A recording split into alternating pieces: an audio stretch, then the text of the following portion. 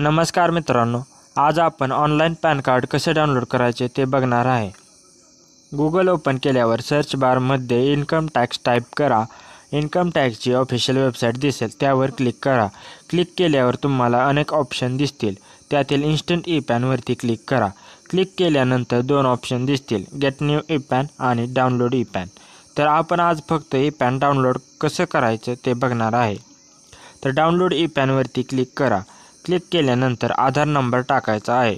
आधार number टाकल्यावर तुमच्या मोबाईलवरती OTP येईल, तो OTP टाका आणि कंटिन्यूवर क्लिक करा।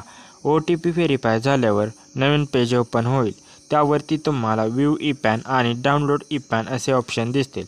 तर डाउनलोड ई-पॅनवरती क्लिक करा। तुमचे पॅन कार्ड डाउनलोड होईल।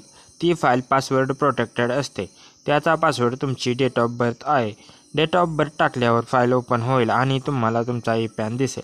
मित्रांनो, हा व्हिडिओ उपयोगी वाटला असेल तर लाईक करा आणि अशाच उपयुक्त माहितीसाठी चॅनलला सबस्क्राईब करा।